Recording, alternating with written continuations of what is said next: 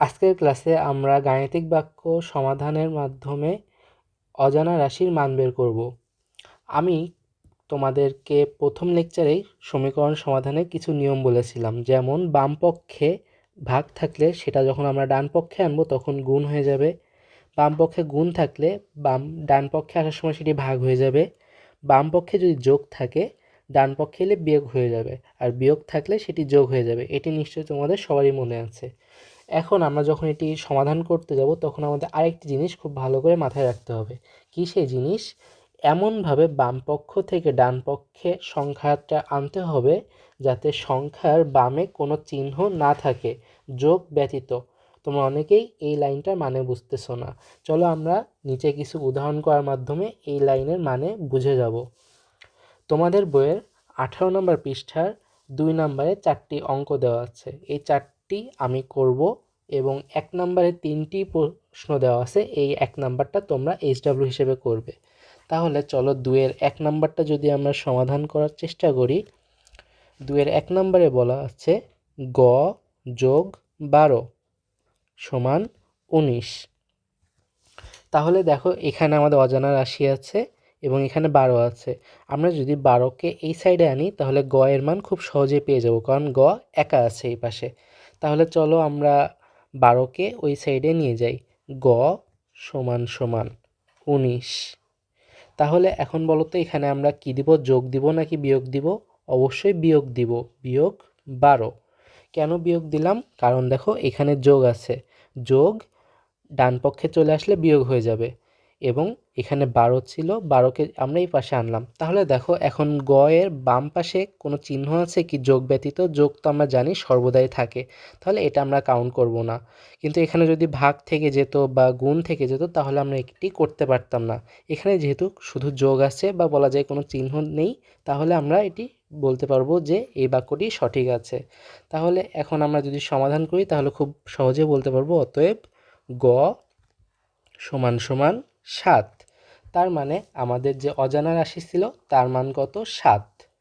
চলো এখন আমরা 1 নম্বরটা হয়ে গেল, 2 নম্বরে যাই। তাহলে 2 নম্বরে আমাদের কি বলেছে দেখো, 48 বিয়োগ গ সমান 33। এখন বলো তো আমরা কি এটি করতে পারবো যে 48 বা ধরো এটা যে গ সমান সমান 33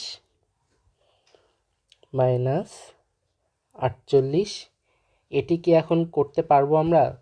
বা মাইনাস, না করতে পারবো না। কেন করতে পারবো না? কেন? দেখো আমরা যদি 48কে এই পাশে আনি, কারণ 48 আগে যোগ আছে, তাহলে যোগ যদি এই পাশে আসে বিয়োগ হয়ে যাবে, এই যে বিয়োগ। কিন্তু দেখো আমাদের এই যে গ আছে অজানা রাশি, গ এর বাম পাশে কিন্তু একটা চিহ্ন আছে বিয়োগ। আমরা কিন্তু এখানেই বলে দিয়েছি যে বাম পক্ষ থেকে ডান পক্ষে আনতে হবে যাতে সংখ্যার বামে কোনো চিহ্ন না থাকে। এখানে আমাদের গ এর বাম পাশে বিয়োগ চিহ্ন থেকে যাচ্ছে, তাহলে আমরা এটি করতে পারবো না। তাহলে এটি ভুল। ভুল। তাহলে কি হবে সঠিক? এটি আমাদের ভুল। সঠিক হবে আমরা যদি 48 সমান 33 যোগ গ করি, তাহলে কি হবে দেখো, এই যে গ এটাকে আমরা এই পাশে আনলে এটি যোগ হয়ে যাচ্ছে। এখন আমাদের 48 এর পাশে যোগ থাকছে, গ এর পাশেও যোগ থাকছে, এটার পাশেও যোগ থাকছে, তাহলে আমরা বলতে পারবো এটি সঠিক। এখন আমাদের গ এর মান বের করতে হবে। চলো গ এর মান যদি আমরা এখন বের করতে চাই, আমরা 33কে কিন্তু এবার এ পাশে আনতে পারবো। চলো তাহলে এনে ফেলি আমরা 48 মাইনাস 33 সমান গ। এবার কি ভুল আছে এই বাক্যে কোনো? না। কেন? কারণ গ এর বামে দেখো যোগ আছে, আর 33-এর সামনে বিয়োগ যোগ ছিল, এই যোগ এই পাশে আসায় বিয়োগ হয়ে গেল। তাহলে এখন আমরা গ এর মান খুব সহজেই বলতে পারবো যে অতএব গ সমান সমান 15। এটি আমাদের 2-এর উত্তর। তাহলে আমাদের 1 হয়ে গেল, 2 হয়ে গেল। চলো 3 নাম্বার সমাধান করি এখন আমরা। 3 নাম্বারে কি বলা আছে? 8 গুণ গ সমান 32। তাহলে 8 গুণ গ সমান 32। এখানেও ঠিক একইভাবে আমরা গকে এই পাশে আনতে পারবো, কিন্তু 8কে এই পাশে আনতে পারবো না, কারণ গয়ের সামনে দেখো গুণ চিহ্ন থেকে যাচ্ছে।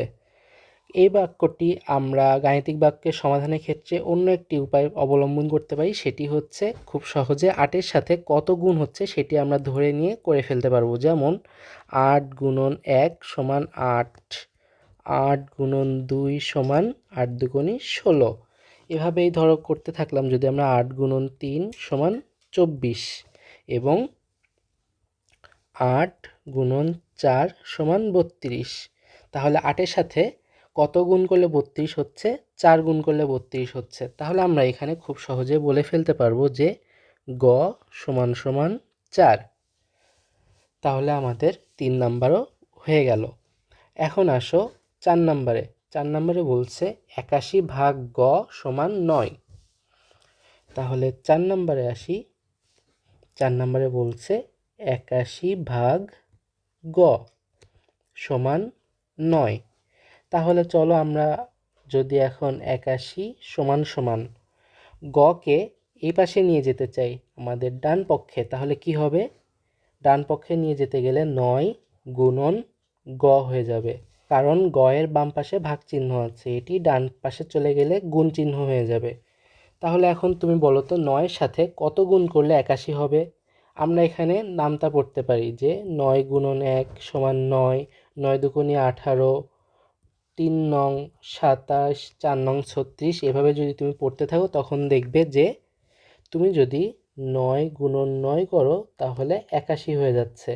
তাহলে আমরা এখানে খুব সহজে বলে ফেলতে পারবো যে 4-এর ক্ষেত্রে গ সমান সমান 9, কারণ গ এর মান যদি আমরা 9 বসাই তাহলে 9 গুণন 9 সমান 81, উভয় পক্ষ সমান হয়ে যাচ্ছে, তাহলে গ এর মান হবে 9। তোমাদের জন্য হোমওয়ার্ক থাকবে 1 নাম্বারটি, যেটি আমি বললাম। এখানে 3টি অঙ্ক আছে, 3টি তোমরা হোমওয়ার্ক হিসেবে করবে। পরবর্তী ক্লাসে আমরা গাণিতিক সমস্যা আরও সমাধান করব।